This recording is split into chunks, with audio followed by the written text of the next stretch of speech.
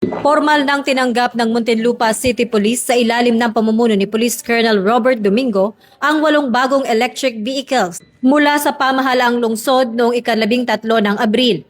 Ayon kay Mayor Rufy Biazon, ang hakbang na ito ay bahagi ng modernisasyon ng kapulisan upang gawing mas sustainable at mabilis ang pagre-responde sa mga insidente sa lungsod.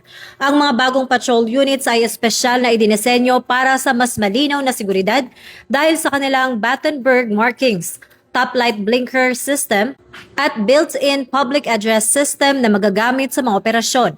Binigyang diin ng lokal na pamahalaan at ng PNP na ang paglipat sa e-vehicles ay isang madiskarteng hakbang lalo na sa gitna ng patuloy na pagtaas ng presyo ng produktong petrolyo.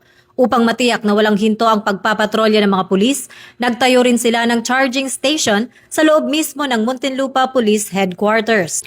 Ang inisyatibong ito ay nagpapakita ng kahandaan ng PNP na mag-adjust sa makabagong teknolohiya upang mapanatili ang kaayusan habang nakakatipid sa gastusin sa gasolina at nakakatulong sa pangangalaga ng kapaligiran.